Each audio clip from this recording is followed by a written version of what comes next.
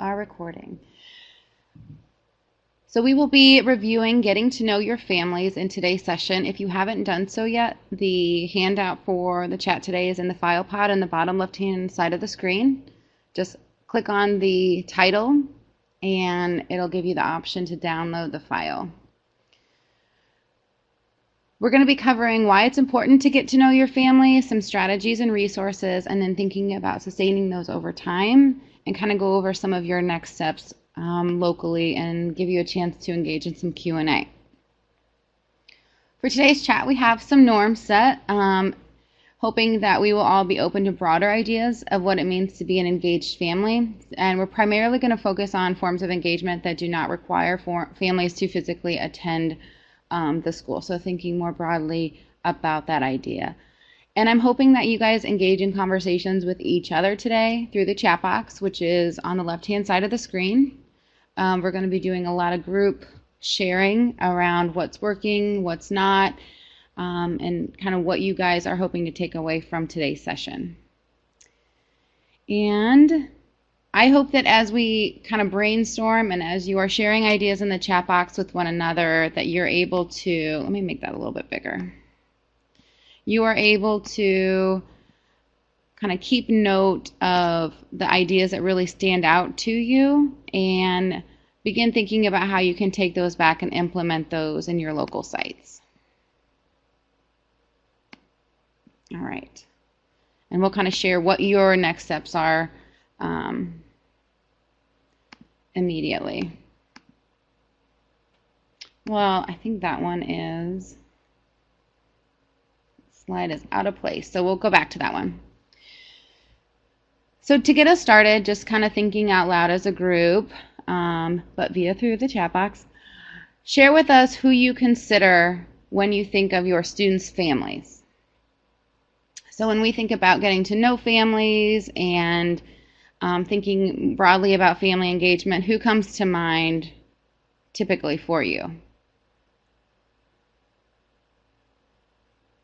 I'm going to practice my wait time and see what people say in the chat box.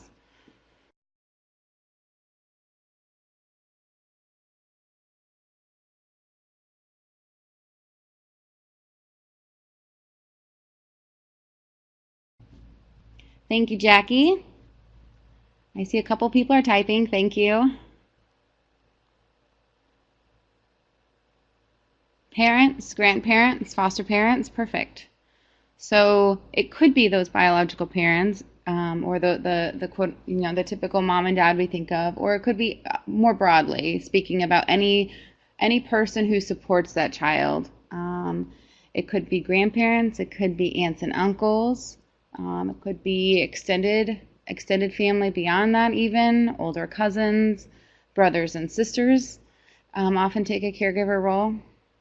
Right, we have lots of non-traditional families. So thinking more broadly about who that might be for our children and our students. So we have here, consider asking students who at home or in your personal life supports you with school and with your goals. Who can I share positive news with on a regular basis, and what's the best way to do that? So that might be a way to kind of get at if it's not mom and dad for the student, or if there's other people who might be more available to communicate with the school, how do you get that information and how do you use that information? Has anyone asked a child this question or engaged in kind of homeschool communication in a way that was maybe less traditional and want to share that with us today? And I'm going to keep moving, but if you do and if you have, feel free to type in the chat box. So getting to know families is a necessary prerequisite to informed and responsive supports in our classrooms and our schools. So culturally responsive instruction requires us to know students' lived experiences and their cultures, backgrounds. It's not enough to make assumptions about that. We really have to build relationships and get to know them personally, and then bring that information into our classroom and into our instruction. So that's one of the primary reasons why it's so important to get to know our families and our students on a personal level. Family engagement and homeschool communication, any strategy that we talk about today is only going to be effective if it's based on a foundation of a strong, positive, respectful relationship, which requires that interaction between the two. And again, in order to identify and know whether or not trauma-informed approaches might be most effective or necessary for students and families, we again have to reach out and build that relationship with them and get to know them personally. Can you guys think of other reasons why it's so important to get to know families?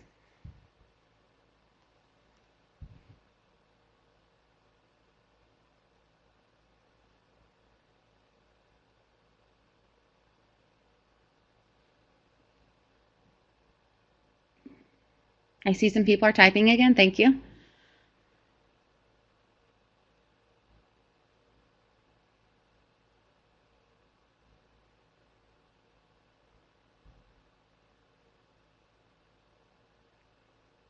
So you can truly understand the student. Very good. Kids have a lot going on outside of school, which has an impact on what happens in school. Very, very true.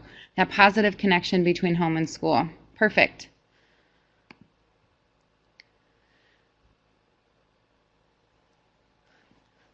So moving into kind of that prerequisite of getting to know families as that first step and that strong foundation towards positive homeschool relationships and ongoing communication. Think about for a minute your personal experiences and what the characteristics and qualities of good relationships are in your life. And as you're kind of brainstorming some of those, you might be thinking that trust, assuming a positive intent, communication, humor and fun, transparency, consistency, dependability, and reliability are all very important aspects of positive relationships. And those same characteristics hold true for our relationships with families. So thinking about kind of questioning and self-reflecting on how you facilitate some of these same qualities in relationships with families. How do you build that trust? How do you ensure that they have a sense of positive intent from you, but also how do you assume positive intent from families in that engagement? And if you want to share your ideas, what's coming to mind, please do. Positive calls home the first week or two of school. I love that. Julie, and share with us a little bit more. I know that's a strategy we talk a lot about. How you make time for that, how you ensure that it's a successful experience, any of your tips and tricks for making that work, I think others would benefit from.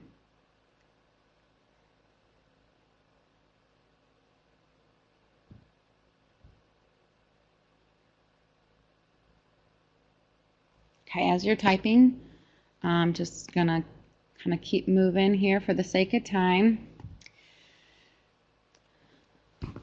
And Jackie, or I'm sorry, Julie got a head start on the positive phone calls home. But what are, for some of the others in the chat today, what are your go-to strategies for getting to know families? How do you get to know them personally? How do you let them know that you care, that they are important partners in student success? And how do you build trust and respect? Okay, so you choose random 5 or 6 students a day to make a positive phone call. I like that. Kind of just setting a goal and making time for that to happen each day. Some of the other ideas I've heard is that during planning week, during a planning period or a planning time, administrators have kind of set forth the expectation that positive outreach is happening in the beginning of the year, and that's a priority during that time. Some of our districts do homeschool visits. Very good. That's another great strategy to kind of get out in the community and think about reaching families where they are. When I call the first time, I make sure that parents know that they are their child's first teacher and we have to work together. Very good. So it's a working relationship among families and the school.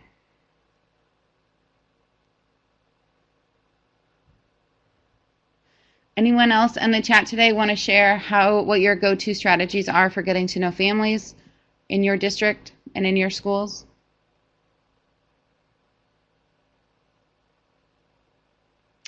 So I'll leave that. kind of sit with you as I keep going. Feel free to share as we move forward. So what are some of the challenges? If you guys want to share in the chat box, Jackie, I'm just kind of reading through your comment. I look at the data for referrals and identify the kids who need extra help in the summer and then connect with the families ahead of time. That's awesome. Making very good use of that summertime and making sure that the school year is set up for success.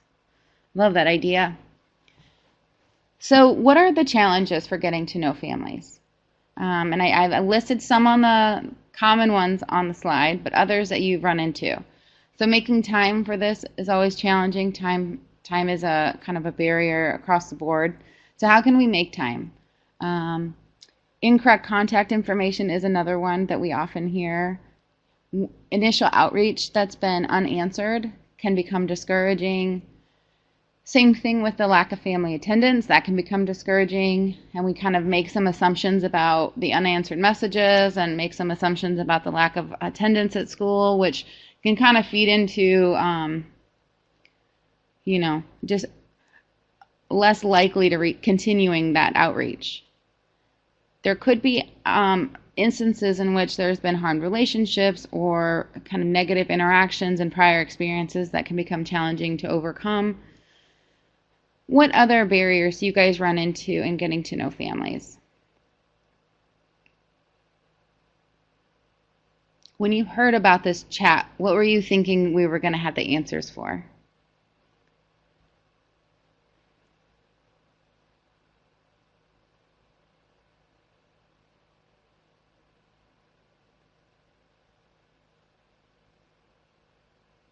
Thank you, Jackie.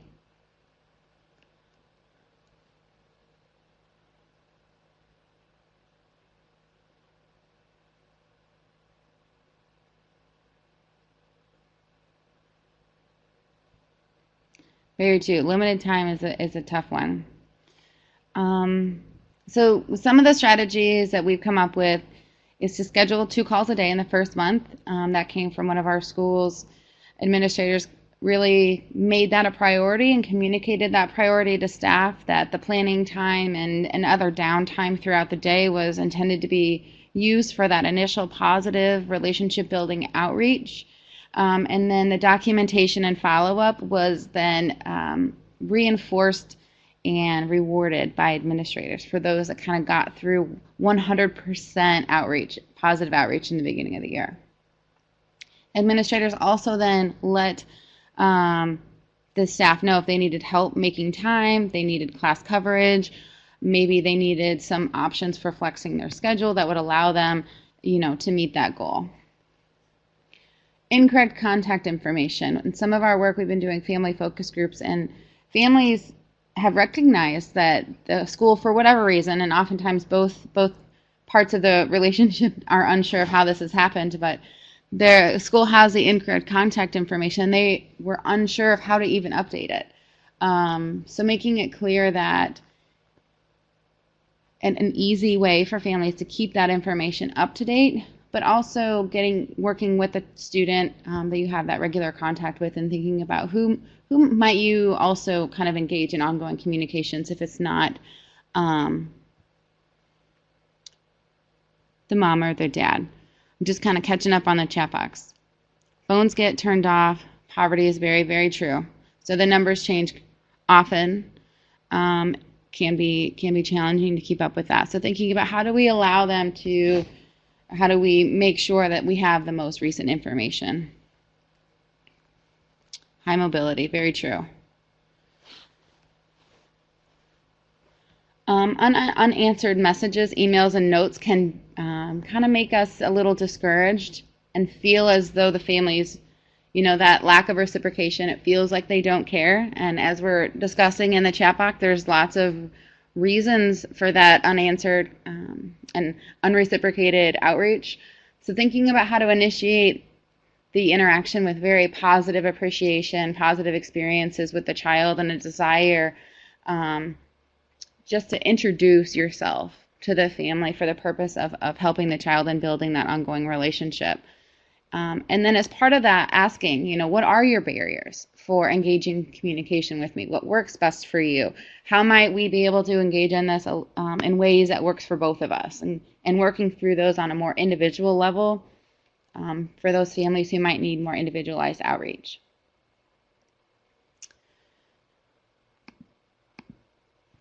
Does anyone have any experiences in this kind of interaction that we're talking about, where maybe families haven't replied to emails or text messages or written notes, and then also maybe they're not really showing up to school events, and then a one-on-one conversation kind of uncovered something that we didn't necessarily know was a barrier for them, whether that was the work schedule or transportation, childcare. Does anyone have any experiences with that with a family? Feel free to share those in the chat box. Another one that we hear a lot about is kind of a family might have a reputation of having some negative experiences with the school, which can kind of impact their relationships, not just in that isolated school year, but over time. So thinking about how we allow a family to have a clean slate with us each year. And kind of really think about this is a time for us to start over and thinking about somebody who might be an advocate for that family to really build that relationship with them. What are some other strategies that we haven't discussed here that you guys use in your schools and your districts?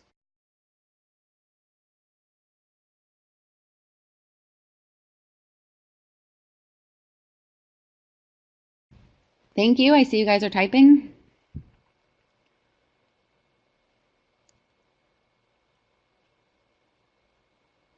And thank you for your engagement and for your sharing. I think it's so much more beneficial when everyone can hear from each other, kind of what's working, what's not, and think about really using this as a way for us to all kind of interact.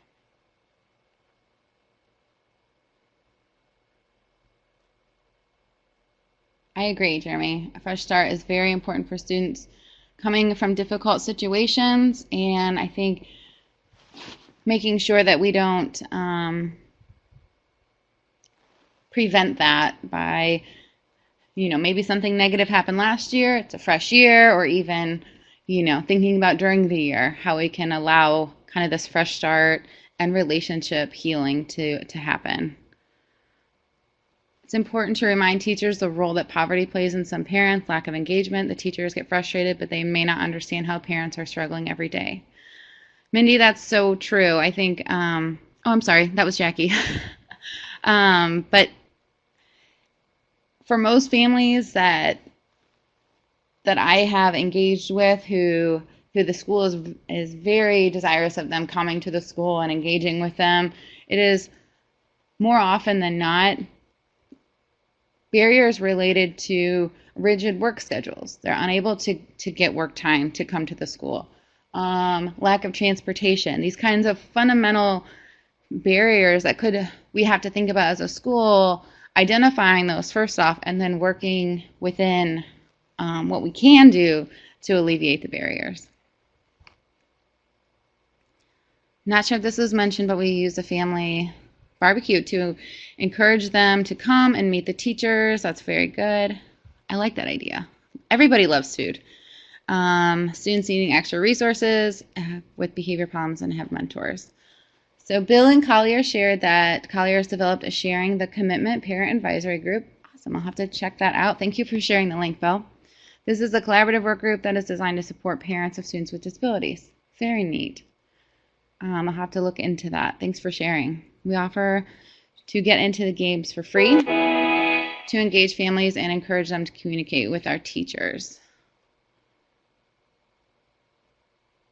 Love these ideas. Thank you so much for sharing. All right. What are your family's preferred methods for communicating with staff? So I presented on family engagement a few times, and I've asked this in a live crowd before. And I've often gotten crickets, so I'm not going to use too much wait time here because It's not always the case that we ask.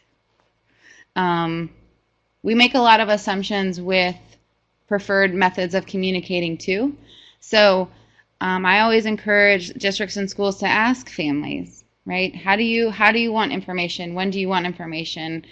And then use the family preference data, if you will, to inform your strategies.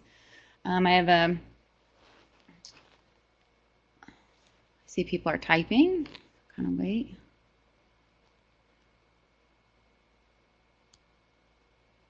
Yeah, that's a really good idea, attending local community events.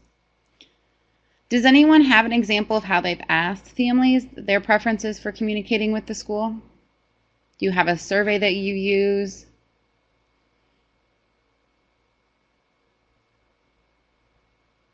You kind of have a beginning of the year intake maybe.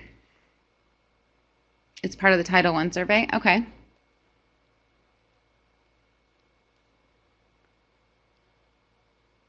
So you guys use that information and say, you know, they prefer to receive information maybe through email. So we're going to use that, or through text messages. Great.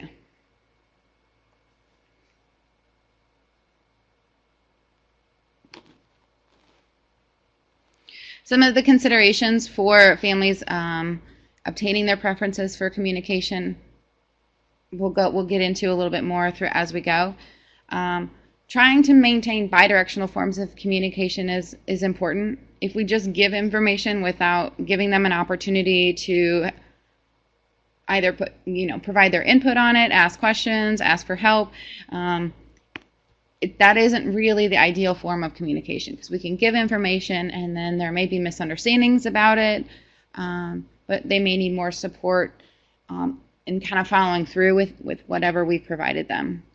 And then proactively planning for common barriers. So as we're engaging in that initial outreach, thinking about how are we as a school or as a district identifying the barriers that our families are experiencing with either homeschool communication, or if it's very important for us for them to come to the school, how are we working within our district resources in order to overcome those. So using district buses and vans and things like that to be creative, using high school students, volunteer hours and things like that to cover childcare, proactively going out into the community and requesting meals and things like that for events. How are we ensuring that we're doing what we can to make the events as successful as possible? The Remind app, I've heard a lot about that. That's I've also heard that the Remind app can be a lot.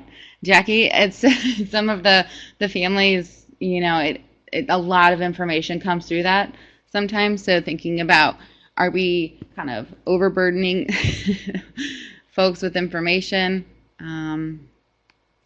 in that way? Huh. Feel like, Dia, some of the slides seem to be missing from this version.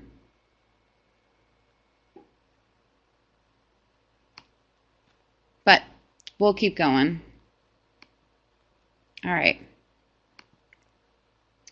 So thinking about if you are going to be using a family preference kind of survey, thinking about being brief, but letting them know the purpose, and then be sure to follow up afterwards. So making sure that you're letting them know what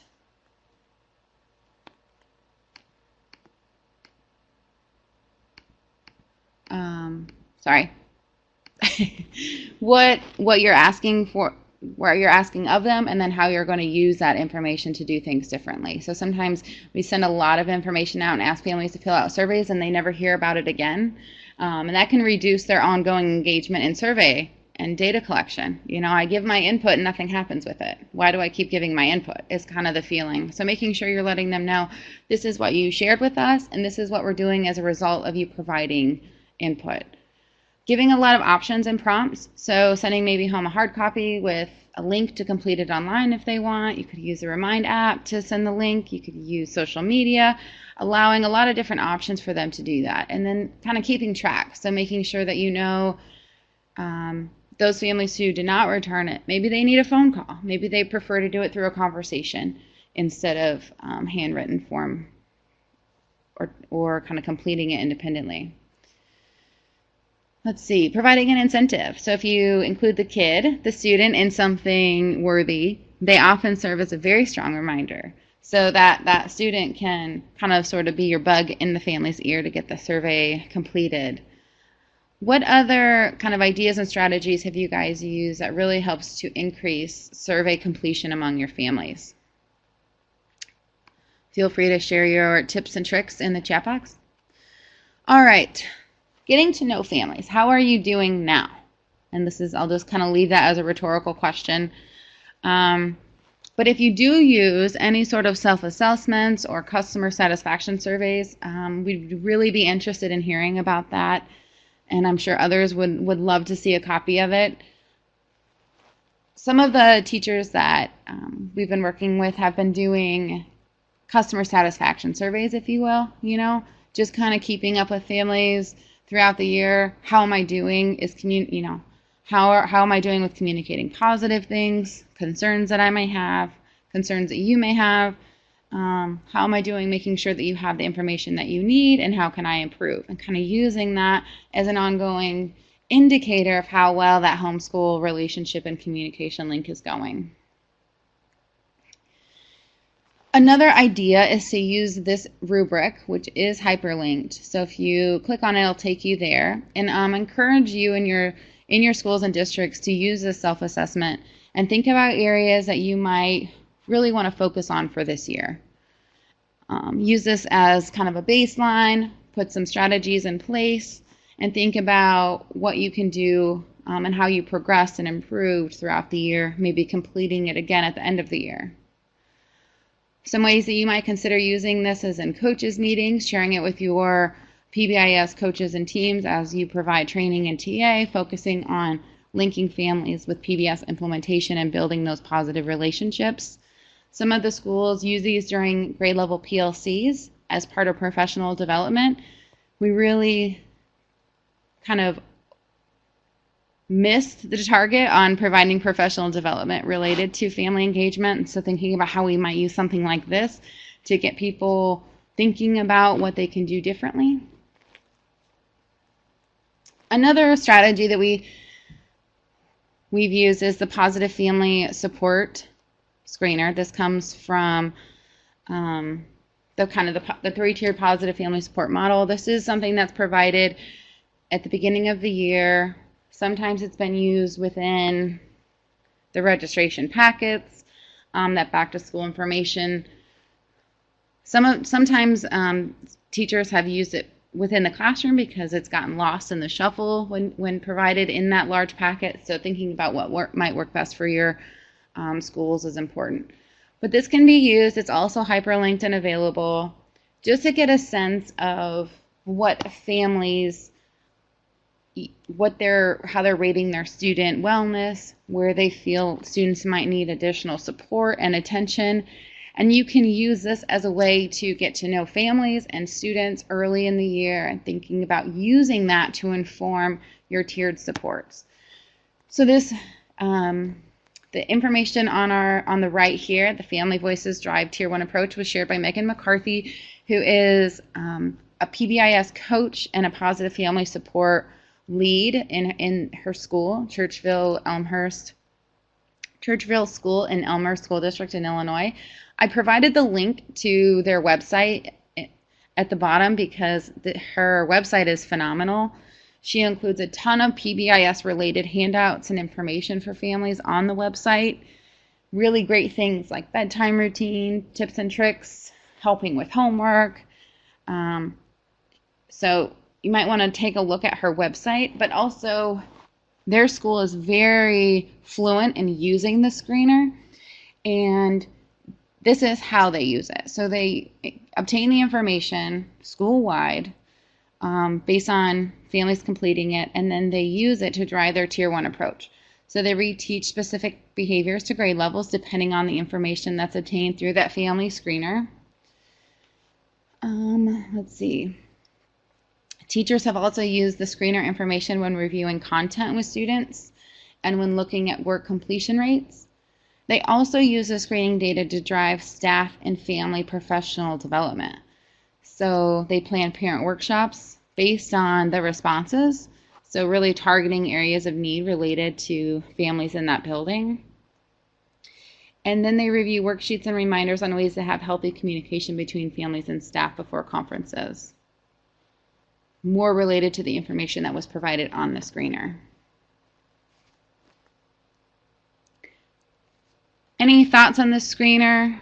Is this maybe something that would be a helpful tool for you? Do you use something similar to this? I'm curious what you're thinking.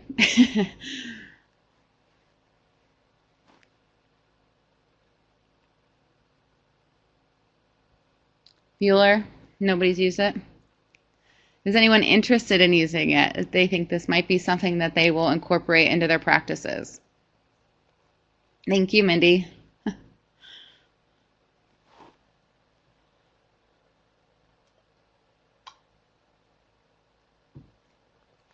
Thanks, Bill. I see you're typing.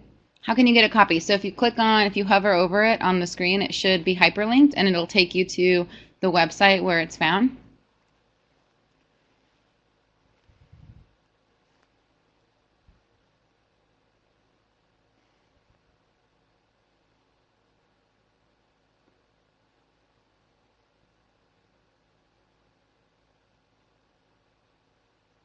I see some people are typing, so I'll just kind of hang out. Wait a minute.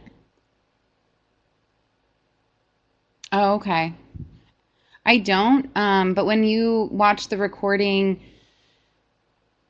it should be there. So maybe doing it from a different network.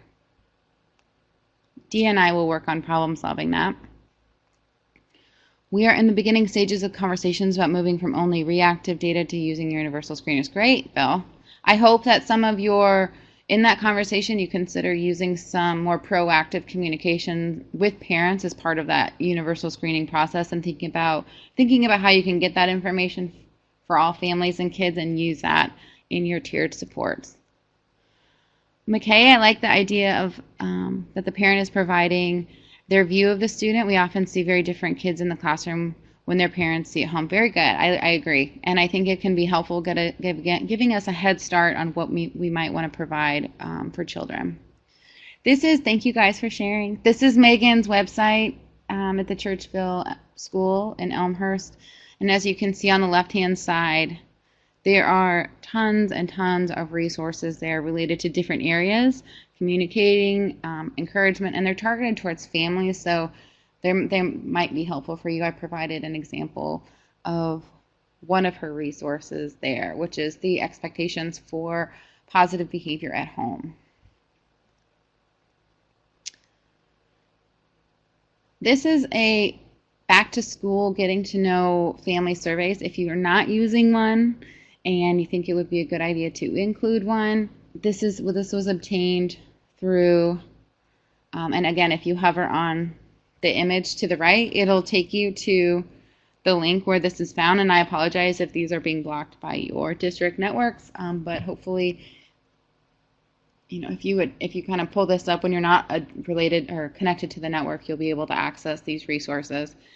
Some of the questions on the survey that are provided is asking what families see as their child's greatest strength or skill, and a time when you saw your child demonstrating these skills, so parents have an opportunity to kind of describe and share how their child shines, what their goals are for the year regarding the student's experience in school, and then the stories that they might tell and share and memories and all those positive, great things. Fears and concerns, so that we can also identify those and work proactively to prevent those or address them. How would you like me to be in touch with you about this year? What do you hope I communicate with you about? Asking if there's anything else that You can tell me about your child that you think would help me support his or her learning. And I love this one. Is there a question that you hope I'll ask you about your child? So it gives them an opportunity to kind of just share something that maybe isn't explicitly included here, but the family feels it's very important for the teacher to know in order to have a successful relationship with that child in the classroom. Any other questions that you guys use in your family surveys? Feel free to share. So this is some more recent information around, and again, these are all hyperlinked, so take a look at the original article if you'd like. But just showing that the effects of family-school communication via text messages, and these studies range from very early pre-K to secondary students. So thinking about prompts, reminders, personalized text messages with families and of the students, reminding them about homework specifically, increase the homework completion rates by about 25%, as well as grades and test scores. And the bottom ones are related to more early literacy skills. So how can similar text messages and text communication among families and schools prompt issues related to behavior, students engaging in positive behavior, related to Tier 1 expectations, go-to coping strategies? How can we use more of these to support positive behavior in our schools and increase that homeschool communication? So one of the ideas that our schools use is to send home, and this is a classroom level practice that one of our schools uses, and the teacher sends home text messages to her class only around what they went over for behavior that day. You know, we reviewed this expectation and this classroom rule. Here's a kind of a conversation prompt for the family to discuss this evening related to that. So whether it's being respectful, and being respectful in this class means, engaging in conversations at appropriate or designated times only, and then thinking about what does that mean at home, and how those conversations can generalize beyond just the classroom learning to other areas and environments as well. I know we talked about using the Remind app generally to share information with our families. Are there other apps or are there other forms of communication that kind of through text messages have been successful with families that you guys have used in your district? Feel free to share. I'll kind of keep going for the sake of time here. Social media is another one, and I saw this over the weekend. I didn't include it in the PowerPoint, but there's a recent research article that shared transparency is probably one of the most important aspects of homeschool relationships. And I think, when I was reading that this weekend, I was like, oh, that's exactly aligned with this Facebook Live strategy that more and more of our schools are using. So some of our schools are getting, and I encourage you to check with your district policy and obtain any necessary permissions there first, but making sure that it's a closed Facebook group or just a classroom page, and then allowing having the classroom teacher stream the classroom at either a designated time so that families can log in at that time and kind of see what's going on in the classroom. It allows them to see instruction, but it also allows them to know more about what their students are learning and see what's happening in that classroom. And I've been talking with some teachers who have done that, and they always say, well, they act so much better when we're doing the Facebook Live. Well, that could be a benefit, and thinking about maybe using this during challenging times of the day, or times where you really want families to be a part of the lesson, and think about how they might you use that collaborative relationship with families to address student learning. Has anyone used Facebook Live or live streamed the classroom for parents to see and had any experiences with that you want to share? I'll kind of keep going. Another way to think about using social media is the classroom pages. So making sure that all the families in a classroom have access to a page, and you might even think about it as at a secondary level, like a department or a team. But that way families can communicate with each other about homework tips and tricks, resources related to school projects that students are working on, reminders about homework or deadlines. This will also serve as kind of like a phone tree among families. So if there's an event going on, the families can then communicate with each other and offer rides, kind of do ride sharing if that's needed. Really help build the social capital of families and relationships among them, which is so, so important.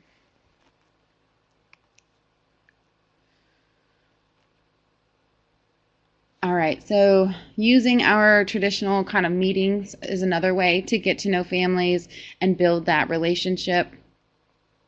It's helpful to identify somebody on the team to be a parent support person and either accompany them to the meeting and think about their role in that during that time is listening from the parent's perspective to ensure that we're communicating with the family in a way that is family friendly. So thinking about making sure, if there's jargon being thrown around or acronyms, we're kind of calling, reminding everyone on the team to clarify what they're saying so that the parents aren't feeling like they're constantly interrupting. But making sure, they're making sure that the family feels comfortable and has someone on their side as almost like an advocate. And then we've been using some focus groups more recently. So inviting families in and hearing from a small group of them just to kind of get their input and brainstorm ideas around improving the relationships between home and school and making outreach and communication more effective. So those are some additional ideas. I'm just catching up in the chat box. We have a Tweeter initiative where teachers are using Twitter to keep parents informed and engaged with their child's classroom teacher. I love that, Bill. And I'll have to kind of look into it a little bit and see how that's going. I know that it can be, I have a hard time also keeping up with Twitter. So I wonder, I'm curious how, classroom teachers are keeping up with it and families are keeping up with it. I know Classroom Dojo is another one that sends instant reminders to families around the points that are earned that day and allows another form of communication through technology related to behavior that's really increasing. I've seen an ad for a program called Class Tag. Anyone familiar with it? I am not, Susan. But if anyone is, please share. So when we think about these strategies, we often think about the strategy alone and not the system to support it. So it often fails over time because our families' needs change, our students' needs change, and we don't kind of keep up with that evaluation and making sure what we're doing is effective. We just keep doing what we always do. So if we think about the systems needed to ensure sustainability and ongoing effectiveness of strategies to make sure we're constantly in touch with family and student needs and making sure what we're doing is working for them.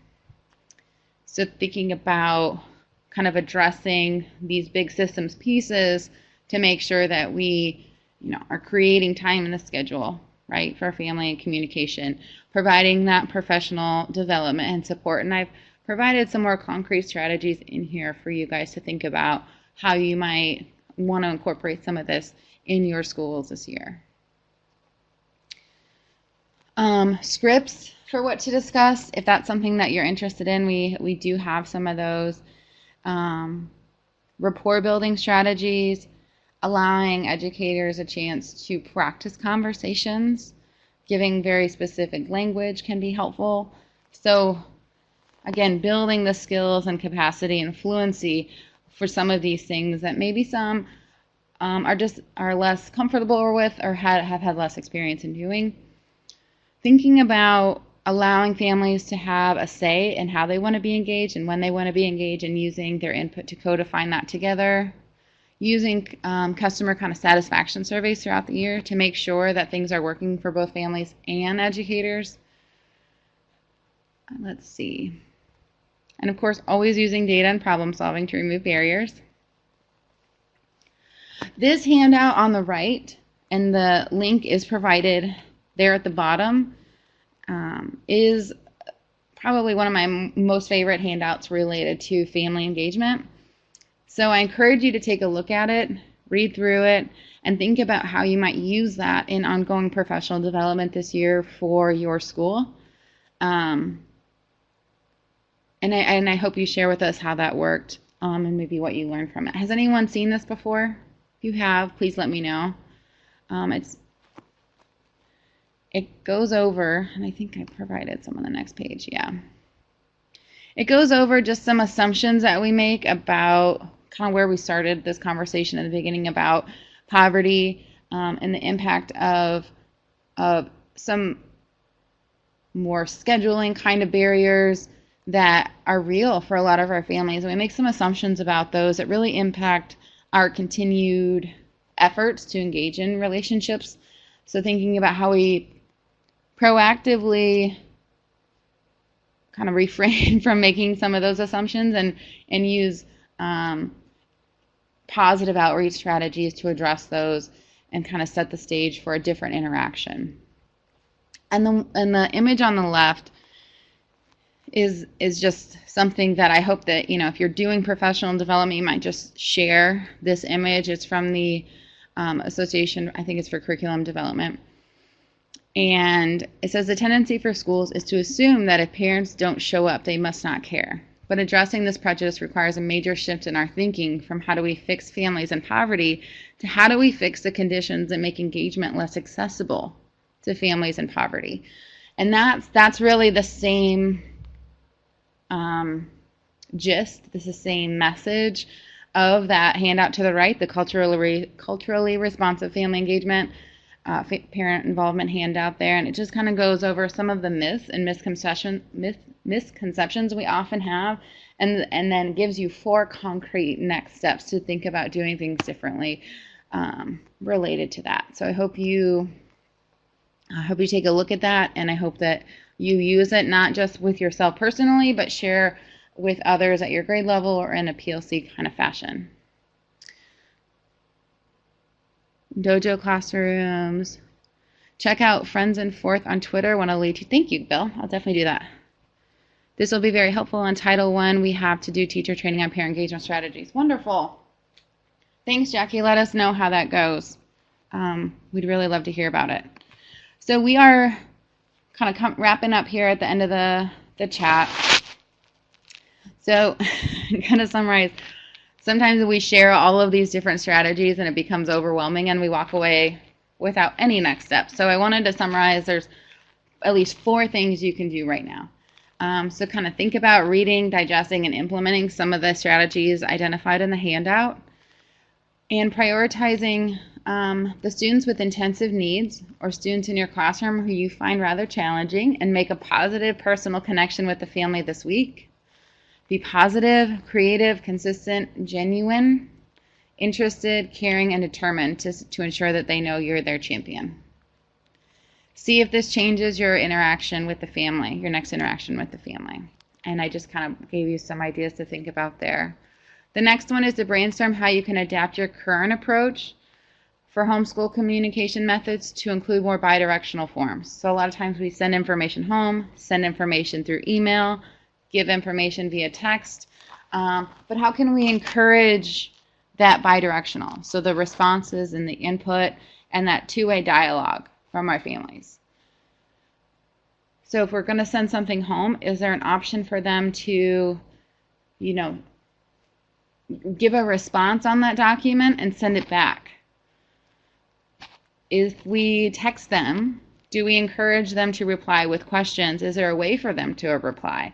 I know in some of our apps it's just unidirectional communication and families can't really reply and have no one to send their questions too, if they did have some.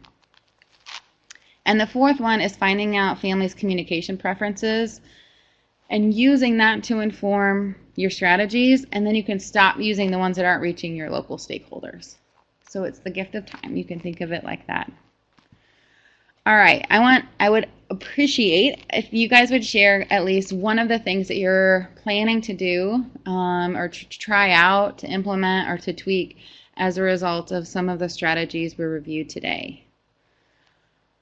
And I know Jackie has already started that by sharing that she's going to take that family engagement handout and hopefully use that, review it, and think about using that to inform your Tier 1 family engagement training. Title 1, I'm sorry. Thank you. So anybody else have any takeaways that they plan on implementing or using from today's chat?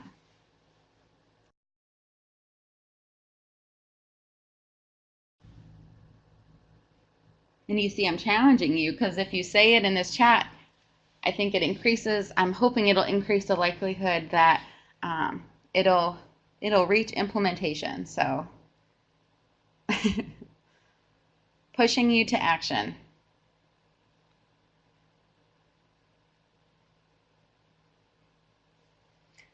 And I think this is about it. The next online chat, Dia might have that information. It didn't get in here.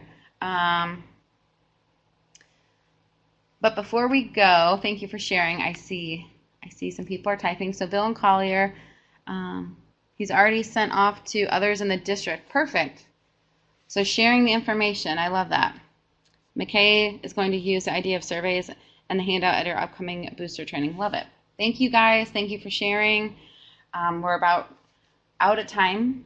So the next chat is I do have that information, Dia. It's the walkthrough chat Thursday at 3. And we're going to be reviewing the new form. So I encourage you to attend. The flyer went out at the same time of this flyer. So if you have any questions about that, I can refer you to that flyer. For the next chat on Thursday, we're actually using a conference line for audio. We're not going to be using the Adobe Room for audio, so you will need access to a phone for that, so just a heads up. And before we go, I'm going to do one more poll and asking you how helpful today's chat was. Thank you guys for sharing. I know I asked you to type a lot into the chat box, and I really, really appreciate it. I think people get sick of just listening, and often you guys have the best ideas anyway. So I appreciate your engagement today, and I'm going to wrap up now. So thank you. Have a great day.